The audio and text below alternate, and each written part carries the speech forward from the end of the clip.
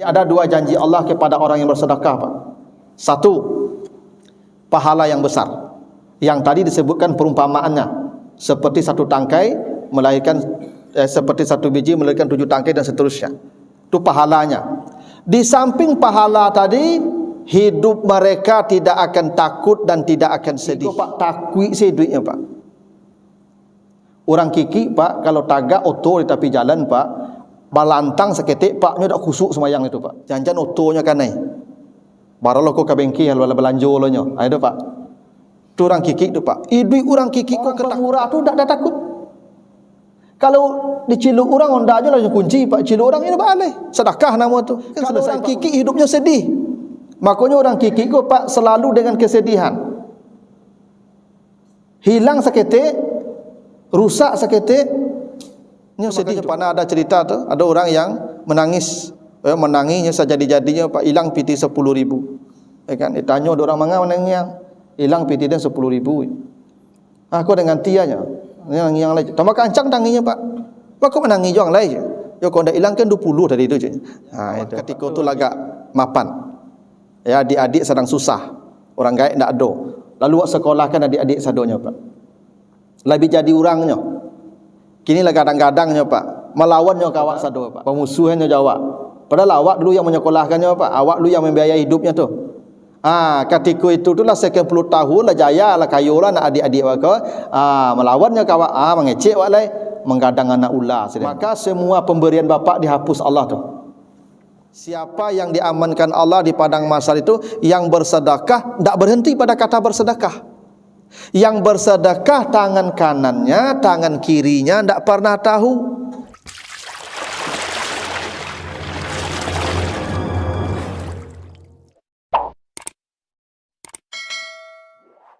Assalamualaikum warahmatullahi wabarakatuh. Alhamdulillahi rabbil alamin. Assalatu wassalamu ala ashrafil anbiya'i wal mursalin wa ala alihi wa ashabihi ajmain. Bapak, ibu-ibu, kaum muslimin, jamaah salat subuh yang dimuliakan Allah, kembali kita bersyukur kepada Allah atas segala karunia-Nya. Salawat dan salam untuk Nabi kita Muhammad sallallahu alaihi wasallam. Bapak Ibu yang saya muliakan, pagi ini kita akan bahas surat Al-Baqarah mulai ayat 261 sampai ayat 271. Nah, ayatnya panjang, kalau tidak selesai subuh ini nanti kita lanjutkan di pertemuan berikutnya. Ayat ini, surat Al-Baqarah ini ayat 261 sampai 271 ini adalah ayat yang menjelaskan tentang sedekah.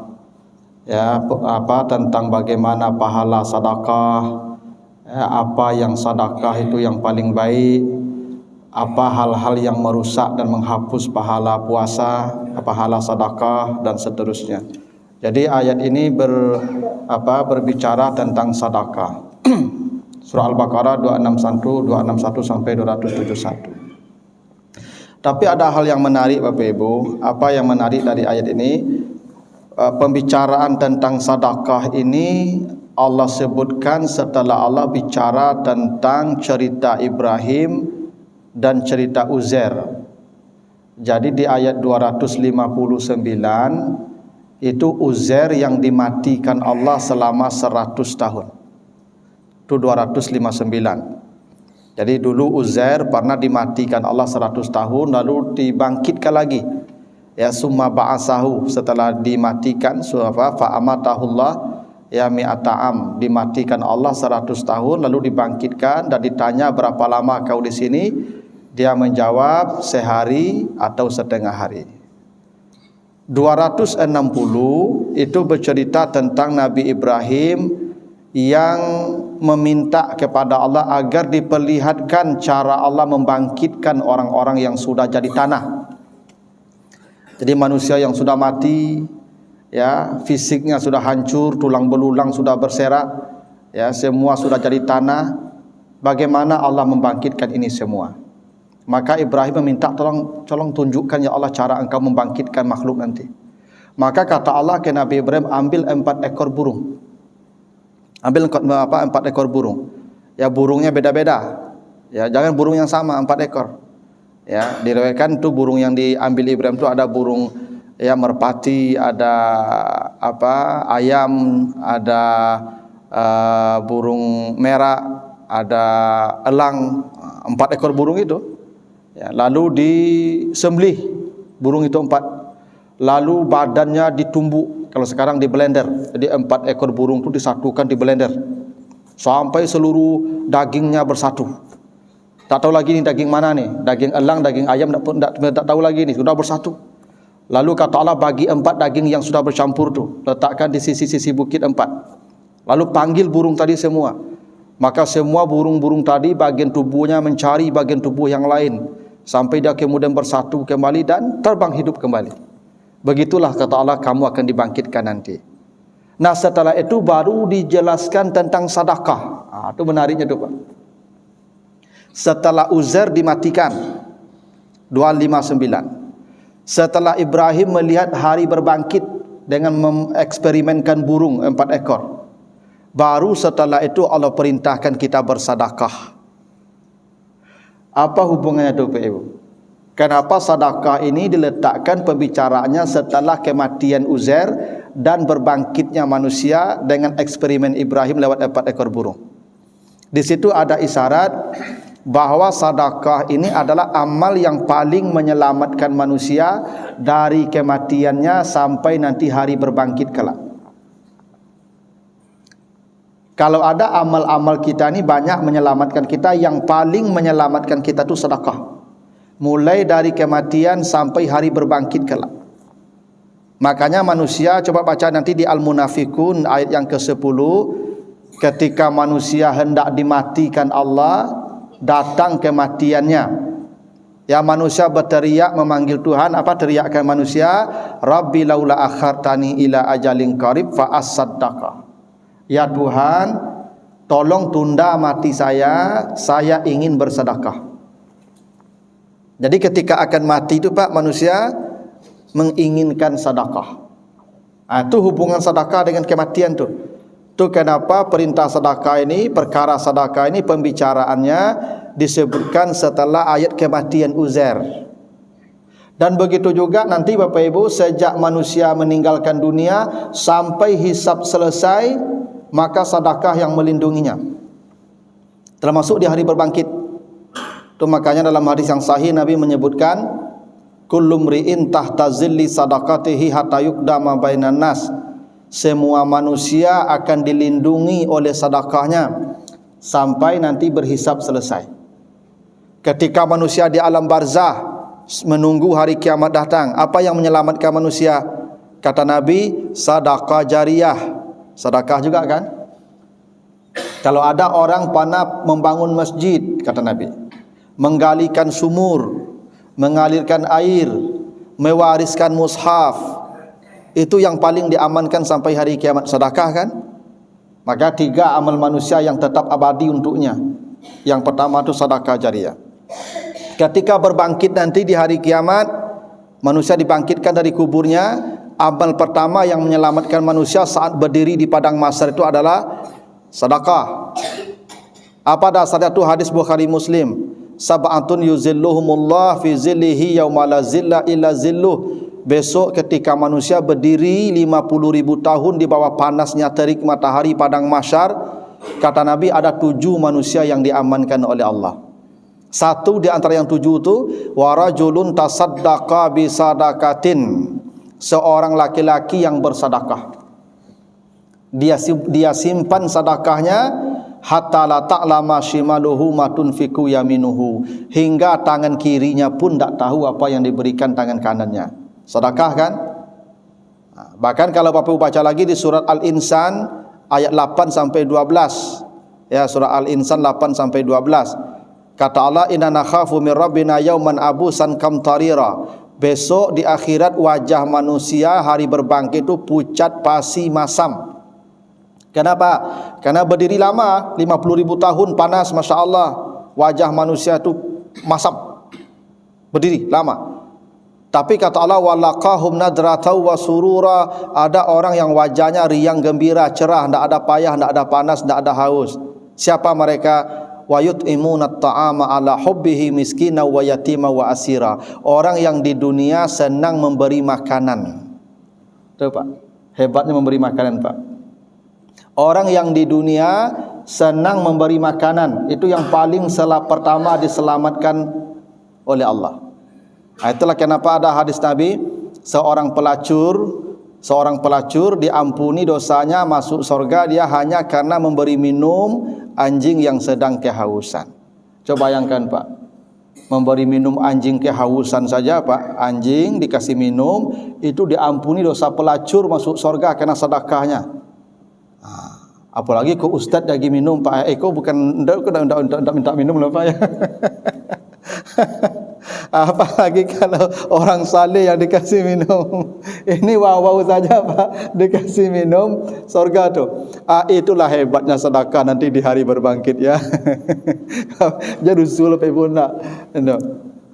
Nah, jadi itu rahasianya kenapa ya sedekah ini diletakkan setelah ayat kematian dan ayat berbangkit. 259 tentang kematian Uzair, 260 tentang berbangkit, 261 dan seterusnya bicara tentang sedekah. Itu hubungannya Bapak Ibu. Karena dalam ilmu Al-Quran ada namanya munasabah, korelasi antara ayat dan ayat, antara surat dan surat. Jadi ada munasabah, ini munasabahnya. Nah, kita akan lihat bagaimana sedekah itu disebutkan dalam ayat ini. Ayat 261 bunyinya begini. A'udzubillahi minasyaitonirrajim. Masalul ladzina yunfiquna amwalahum fi sabilillah kamasali habbatin ambatat sab'a sanabil fi kulli sumbulatin mi'atu habba wallahu yudha'ifu liman yasha wallahu wasi'un alim. Perumpamaan orang-orang yang menginfakkan harta mereka di jalan Allah seperti perumpamaan satu biji menumbuhkan 7 tangkai, setiap tangkai melahirkan 100 biji, dan Allah melipat gandakan pahala bagi orang yang Dia kehendaki, dan Allah Maha luas lagi Maha mengetahui. Jadi Allah buat perumpamaan. Ini perumpamaan. Perumpamaan ini tidak sama nih Pak ya. Karena ada orang mengatakan kalau kita bersedekah 1 dapat 700. Jadi kalau kita bersedekah 1000 balasannya 700.000. Tidak begitu itu. Ini hanya perumpamaan. Perumpamaan itu tidak sama. Yang diumpamakan dengan sesuatu yang dengan dia diumpamakan itu tidak sama.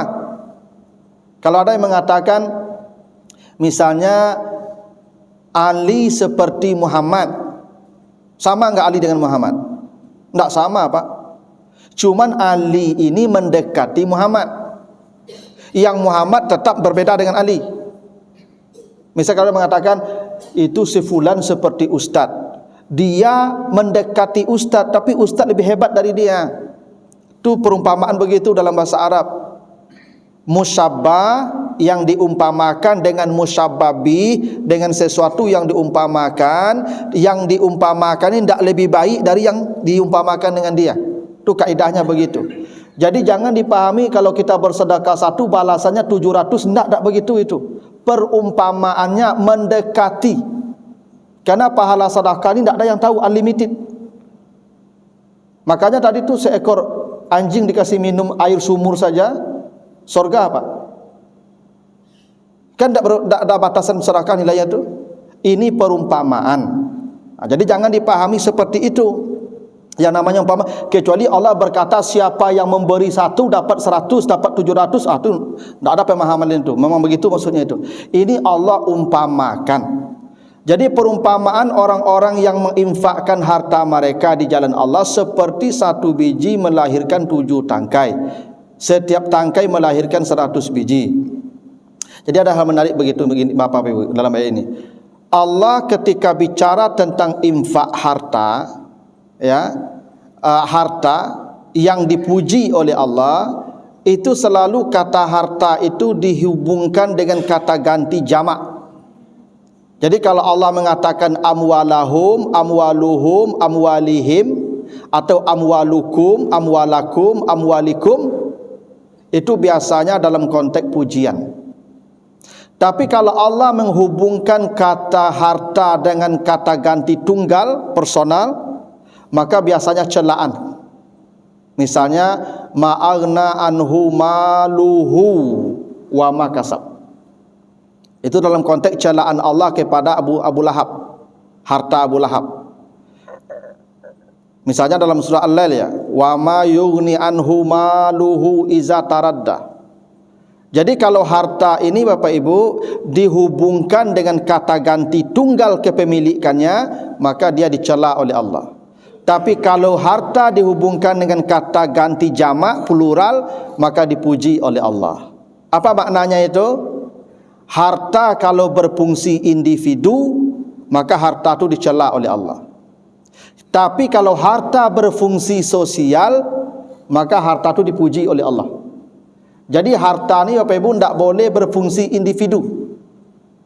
Makanya orang kikir, wailul likulli humazatil lumazah allazi jama'a malau wa addada. Orang kikir itu Pak, hartanya berfungsi individu, hanya untuk dia saja. Karena itu hartanya dicela oleh Allah. Dia pun dicela oleh Allah. Karena harta ini tidak boleh berfungsi individu, dia harus berfungsi sosial. Itu kenapa Bapak dan Ibu, dalam sebuah riwayat disebutkan Allah malu bertanya tentang harta yang digunakan untuk menjamu tamu, kata Nabi. Jadi kalau ada orang suka menjamu tamu Pak, maka kata Nabi nanti Allah malu bertanya tentang hartanya. Kan kata Allah nanti sumalatus alunna yauma izin anin naim. Kata Allah semua nikmat harta akan ditanya oleh Allah. Tidak ada harta yang ditanya itu Pak. Sekecil apapun harta kita ditanya nanti itu. Dari mana kau dapat dan bagaimana kau menggunakannya, itu pasti ditanya itu Pak. Itu makanya kata Nabi, orang kaya terlambat masuk surga dari orang miskin 500 tahun. Yadkhulu fuqara'ul muslimin qablal aghniya binisfi yawm wa 500 am. Orang kaya itu terlambat masuk surga dari orang miskin 500 tahun. Kenapa orang kaya terlambat masuk surga? Karena menghadapi pertanyaan lama. Bapak Ibu kalau ke supermarket, ke swalayan, makin banyak mengambil barang, makin lama berdiri di kasir. Konsekuensinya begitu. Bapak Ibu yang rumahnya 4 kamar lebih lambat masuk surga dari yang rumahnya 3 kamar tuh. Gitu nanti tuh Pak.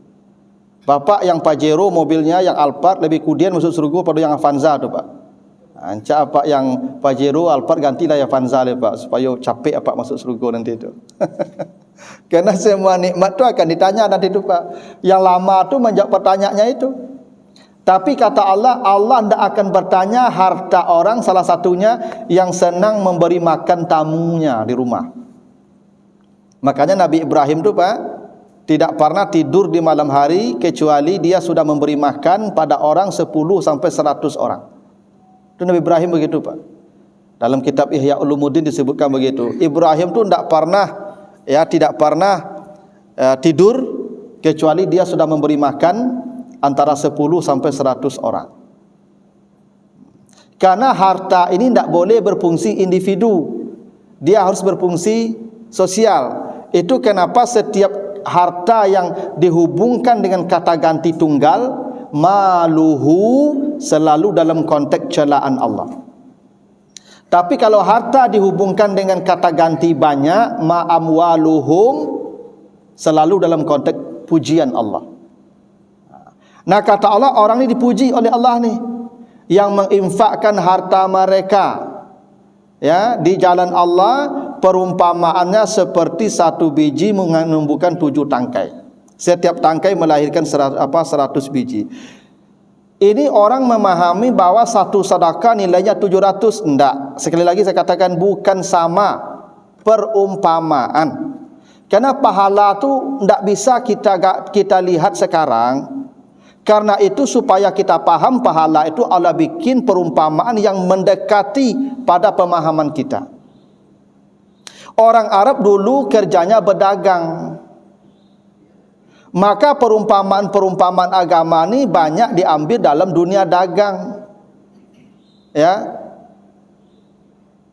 Begini Bapak Ibu, kalau berdagang berapa persen untungnya? Paling banyak 100%, 200%, itulah hebat tuh. Ini 700 kali lipat. Itu sederhananya begitu. Jadi orang Arab, oh gadang tuh. Hitung-hitungannya begitu. Kalau kita memberi satu, kita dapat kembalian 700, kan besar itu. Jarang-jarang di dunia bisnis kita dapat untung 700%, Pak. Maka orang Arab menjadi paham tentang pahala. Sama, siapa yang salat sunat 2 rakaat setelah azan subuh, maka dia dapat nilai ya kebaikan lebih dari dunia dan isinya. Orang mengerti. Kalau tidak begitu pahala tidak dipahami, Pak. Tapi pahala itu tidak ada yang tahu. Pahala itu hanya Allah yang tahu. Makanya kata Allah, ada isyarat tentang pahala sedekah, tidak ada batas. Apa isyaratnya? 7 tangkai itu Allah gunakan kata jamak unlimited, namanya jamak muntahal jumu, sab'a sanabil. Sanabil itu jamak unlimited. Karena dalam bahasa Arab jamak itu ada 3, ada jamak muzakkar salim, ada jamak muannas salim, ada jamak taksir. Yang taksir itu ada yang unlimited, namanya muntahal jumu. Begini, coba Bapak Ibu baca nanti surat Yusuf ayat 43-46. Surat Yusuf 43-46. Ketika Raja Mesir bermimpi melihat 7 sapi gemuk dimakan 7 sapi kurus. Ada 7 tangkai gandum yang hijau, lalu ada 7 tangkai gandum yang kering. Ada 7 tangkai di sana. 7 tangkai di sana itu raja menyebutnya sab'a sumbulatin, bukan sab'a sanabil seperti di sini. Tangkai di sana di surat Yusuf 43 dan 46 itu tangkai gandum yang dilihat raja 7 tangkai, itu bahasa rajanya sab'a sumbulatin. Kalau bersedekah sab'a sanabil. Beda Pak. Bedanya apa? Kalau sumbulat memang 7, benar-benar 7. Namanya jamak muannas. Jadi yang dilihat raja 7 tangkai gandum yang hijau memang 7 tangkai, tidak lebih. Tapi kalau dalam konteks sedekah bukan sab'asan sumbulat, tapi sab'asanabil, jamaknya unlimited muntahal jumu. Artinya apa? Sedekah itu pahalanya tidak ada batas. Pahala sedekah itu tidak terhitung, tidak berhingga. Cuman Allah bikin perumpamaan dengan 700 kali lipat supaya kita bisa mengkalkulasikannya. Kalau disebut pahala sedekah tidak berhingga, orang tidak tertarik. Tapi indikasi tidak berhingga itu ada dalam konteks apa pilihan kata Allah kepada apa yang disebutkan di sini jamak muntahal jumu. Makanya kata Allah, Allah melipat gandakan bagi siapa yang dikehendaki, dan Allah maha luas. Kalau maha luas kan tidak terbatas, Pak. Itu ya perumpamaan yang bikin Allah tentang sedekah. Lalu kata Allah, allazina yunfikuna amwalahum fi sabilillah summa la yutbi'una ma anfaqu manna wa la azallahum ajruhum inda rabbihim wa la khaufun alaihim wa la hum yahzanun. Orang-orang yang menginfakkan harta mereka di jalan Allah, kemudian mereka tidak mengikuti infak mereka dengan menyebut-nyebutnya atau menyakiti hati penerimanya, maka merekalah yang mendapat pahala yang besar tadi, dan mereka tidak akan takut dan tidak akan sedih sampai ke akhirat kelak. Jadi ada 2 janji Allah kepada orang yang bersedekah, Pak. 1, pahala yang besar. Yang tadi disebutkan perumpamaannya, seperti 1 tangkai melahirkan seperti 1 biji melahirkan 7 tangkai dan seterusnya. Itu pahalanya. Di samping pahala tadi, hidup mereka tidak akan takut dan tidak akan sedih. Di dunia mereka tidak akan takut, tidak sedih. Di akhirat tidak akan takut, tidak akan sedih. Orang kiki itu, Pak, di dunia aku ketakutan, Pak. Orang kiki itu, Pak, takwi sih duitnya, Pak. Orang kiki, Pak, kalau tagak oto di tepi jalan, Pak, balantang seketik, Pak, nya dak khusuk semayang itu, Pak. Jangan otonya kan naik. Baru lo kok ke bengkel wala belanja lo nya. Itu, Pak. Itu orang kiki itu, Pak. Idui orang kiki kok ketakutan. Makanya orang kikik Pak takut meninggal rumah Pak. Ya dah. Tanda orang kikik tu Pak. Jadi kalau ada orang hidupnya penuh ketakutan Pak, itu tanda orang kikir. Orang pemurah tu tak ada takut. Kalau diciluk orang onda aja lah kunci Pak, ciluk orang ini boleh. Sedekah nama tu, kan selesai Pak urusannya. Itu tanda orang kikik tu Pak. Tanda orang tak kikik. Kalau orang kikik hidupnya sedih. Makanya orang kikik tu Pak selalu dengan kesedihan. Hilang seketik, rusak seketik, ini sedih tu Pak. Itu makanya pernah ada cerita tu, ada orang yang menangisnya sejadi-jadinya Pak, hilang piti 10.000. Ya kan, ditanya ada orang mana menangis, hilang piti dia 10.000. Aku dengan tianya, yang lain. Tak makan ancang tanginya Pak. Aku menangis juga lain. Ya kalau dah hilang kan 20 tadi itu je. Itu Pak, tu orang kikik tu begitu Pak. Orang kikik tu hidupnya sedih Pak. Ya, takut dan sedih. Di akhirat juga begitu. Orang kikir itu akan ketakutan dan kesedihan. Makanya nanti ketika orang akan mati minta bersedekah. Tapi Bapak Ibu, yang dua ini baru kita peroleh kalau kita bersedekah tidak mengikutkannya manau wala aza. Ini syaratnya nih Pak. Jadi ada orang bersedekah tu Pak sibuk ya membicarakan sedekahnya. Tidak tu Pak. Dia menceritakan sedekahnya, menyebut sedekahnya. Kenapa begini? Menariknya Pak Ibu, Allah menggunakan kata summa ya. Summa itu artinya tarahi, masa yang panjang. Boleh jadi Bapak Ibu bersedekah sekarang, tidak ada orang yang tahu. Tapi kemudian 20 tahun setelah itu disebutkan sedekah yang sekarang, maka habis dia tu Pak. Maka Allah menggunakan summa. Summa itu maknanya sedekah ini tetap hilang pahalanya kalau disebutnya sekian puluh tahun ke depan. Kan sering begini Pak. Ada dusana adik, ya awak ketika itu lagak mapan, ya adik-adik sedang susah, orang gaib tak ada. Lalu awak sekolahkan adik-adik sadonya Pak. Lebih jadi orangnya. Kini lah kadang-kadangnya Pak, melawannya kawak sado Pak. Kata pemusuhannya jawab. Padahal awak dulu yang menyekolahkannya Pak, awak dulu yang membiayai hidupnya tu. Ketika itu itulah sekian puluh tahun lah jaya lah kayu lah nak adik-adik awak ke. Melawannya kawak, mengecek awak lai, menggadang anak ular seden mah. Maka semua pemberian bapak dihapus Allah tu. Semua kebaikan bapak ibu tu hilang seketika. Kenapa? Manau. Bapak ibu telah menyebut kebaikan itu. Amal-amal kita ni Pak kalau disebutkan dia hilang. Ya, hilang dia. Walaupun disebutnya sudah jarak panjang waktunya. Itu makanya Bapak Ibu, ya di hadis Bukhari Muslim tadi yang saya bacakan di awal, siapa yang diamankan Allah di padang mahsyar itu yang bersedekah tidak berhenti pada kata bersedekah. Yang bersedekah tangan kanannya, tangan kirinya tidak pernah tahu. Jadi tidak semua sedekah Pak diamankan Allah di padang mahsyar. Orang yang bersedekah tangan kanan, tangan kirinya tidak tahu. Jadi bukan sedekah, tidak berhenti pada kata itu. Jadi kalau ada orang bersedekah, dia simpan sedekahnya, baru dia dapat pahala yang besar dan hidupnya tidak akan takut, tidak akan sedih. Itu makanya orang-orang saleh dulu Pak, kalau bersedekah itu ditaruh saja di bawah karpet. Sehingga dia tidak tahu kepada siapa dia bersedekah. Siapa yang mendapatkan uang di bawah karpet itu, ke situlah dia bersedekah. Tak tahu orang tu. Bukan berarti menampakkan sedekah, memberitahukan sedekah itu tak boleh. Nanti kita bahas di ayat 271-nya.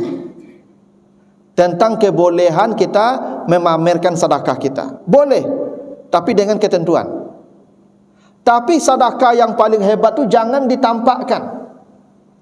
Karena semua ibadah ni Pak Ibu termasuk puasa, salat, tak boleh diberitahukan pada orang.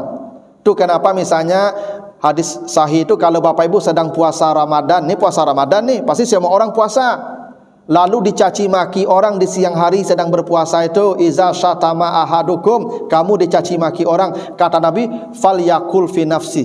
hendaklah dia mengatakan pada dirinya, bukan pada yang mencaci. Apa katakan pada dirinya? Saya sedang berpuasa. Pada diri kita katakan. Jangan pada yang mencaci maki. Lalu datang orang mencaci maki, siang hari kita berpuasa orang puasa kah? Jangan banyak cerita, aku bulan puasa, kemarin puasa kah? Itu tidak boleh tu Pak. Yang wajib saja tidak boleh diberitahu, apalagi yang sunat. Itu makanya Bapak Ibu kalau sedang puasa sunat, diundang makan, makan.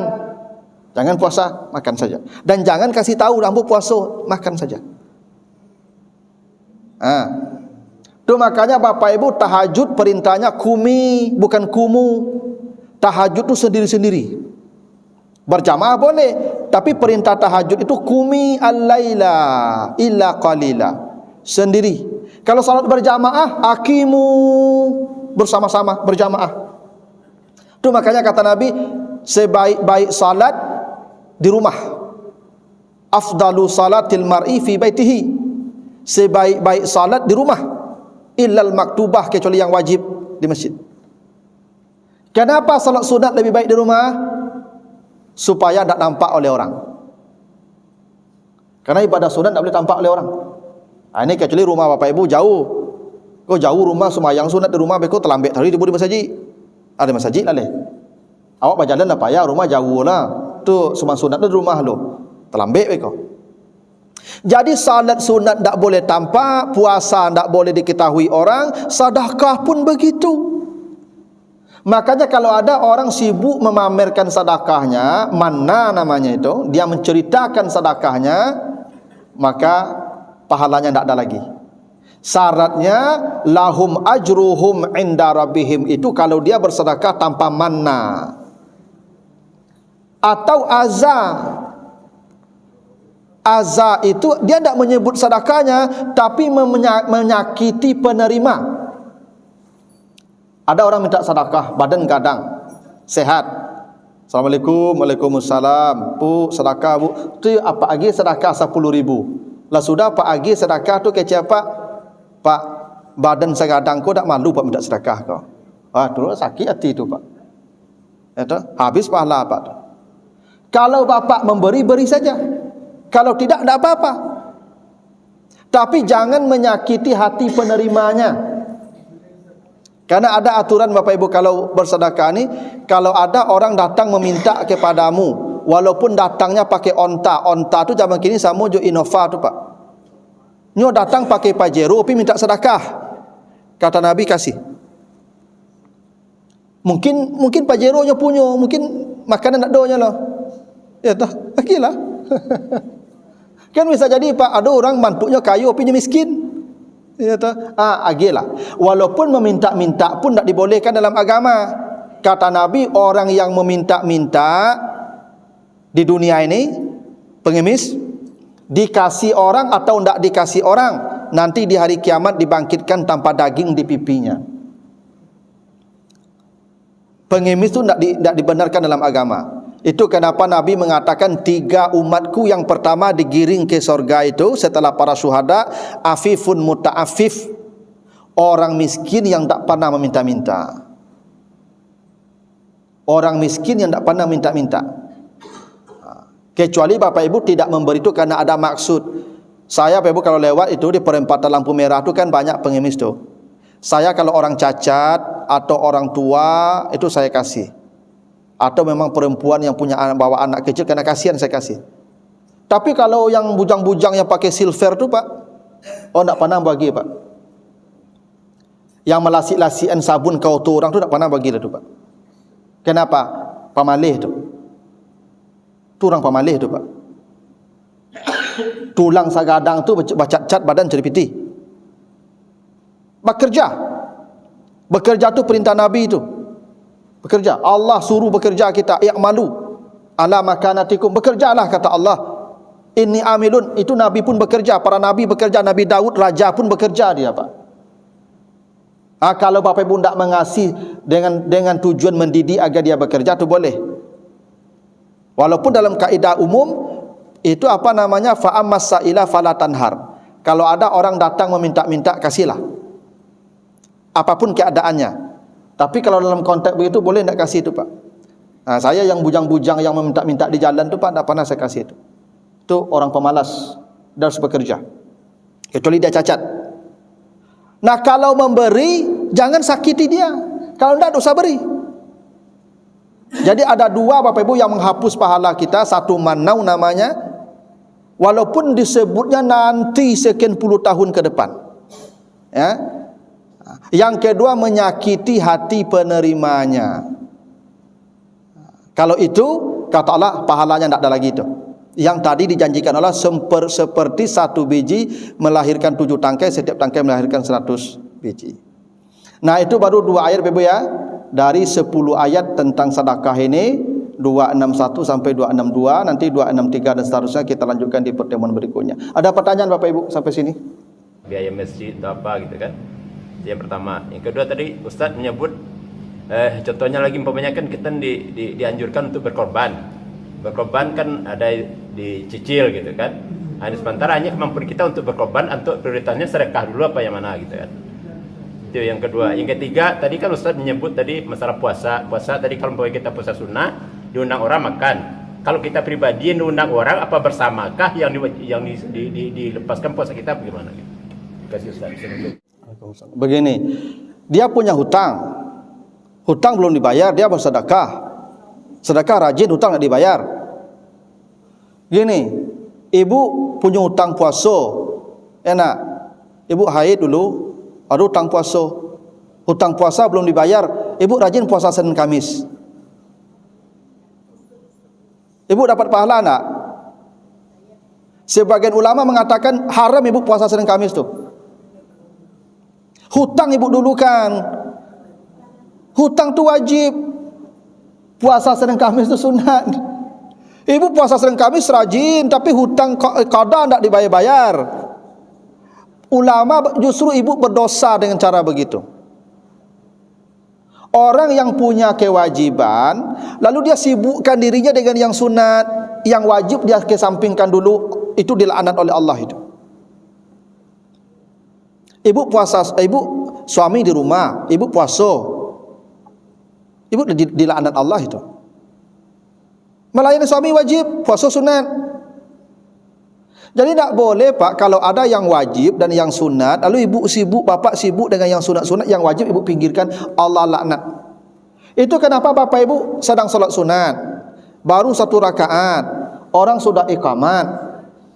Kata Nabi, fala salata illal maktubah, tinggalkan semua salat sunatmu, hentikan semua salat sunatmu, segera merapat ke saf takbiratul ihram, itu wajib. Begitu aturannya. Hutang banyak, bersedekah rajin, dan hutang tak diansu loh, dosa haram bapak bersedekah tu. Kumpulan piti itu untuk membayar hutang. Selama hutang belum lunas, jangan sedekah dulu. Kalau mati bapak dalam keadaan berhutang, bapak tidak akan masuk surga walaupun mati syahid, kata Nabi. Tapi kalau bapak tidak bersedekah, bisa jadi masuk surga juga. Karena sedekah tidak mesti pakai piti. Senyum sedekah itu.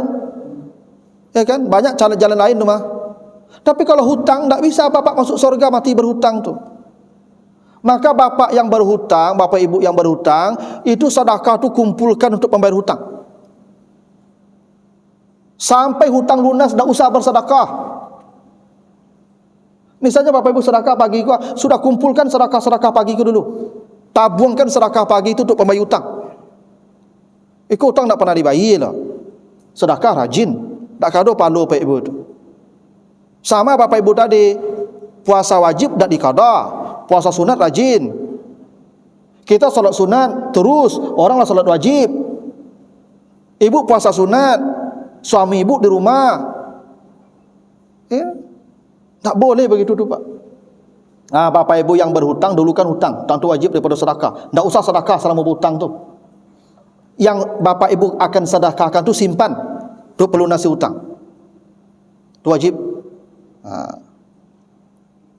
Yang kedua, kita mau berkorban, kita tak mampu. Nah tapi kita bisa bersedekah. Karena sedekah itu sifatnya ya rutinitas. Kalau korban kan ini dikumpulan setahun tu. Begini Pak, sedekah sunat, korban sunat, tapi korban ini sunatnya mendekati wajib. Hingga ancamannya berat. Kata Nabi, siapa yang sudah mampu tidak mau berkorban, maka tidak usah salat bersama kami. Kalau bapak ibu bersedekah tidak bisa berkorban, bapak ibu tidak bersedekah bisa berkorban, korban lebih baik. Misalnya begini, bapak ibu besar bersedekah 5.000 setiap pagi tapi tidak bisa berkorban nantilah. Kumpul 5.000 tiap pagi itu untuk berkorban. Kenapa? Korban itu perintahnya sudah mendekati wajib. Makanya fasalli li rabbika wanhar. Siapa yang sudah mampu, dia tidak mau berkorban, maka tidak usah salat bersama kami. Kan tegas Pak. Kalau sedekah, dia amal yang sunat biasa. Korban dahulukan Pak. Andai bapak bersedekah tidak bisa berkorban, andai bapak ibu berkorban tapi tidak bersedekah, korban ambil. Itu. Nah yang ketiga tentang puasa sunat. Tadi diundang orang makan, kita berbuka. Betul, kalau diundang orang betul. Nabi tidak diundang orang malah. Aisyah telah menunggu Nabi makan dari pagi karena dikasih orang his. Lalu Aisyah berkata, Rasulullah, saya tunggu engkau makan dari pagi, saya sengaja tidak makan menunggu engkau makan. Ayolah makan. Maka Nabi ketika itu makan padahal beliau sedang berpuasa. Kenapa? Karena Nabi ingin menyenangkan hati istri. Kalau dia makan senang hati istrinya. Menyenangkan hati istri itu pahalanya lebih besar lagi dari puasa.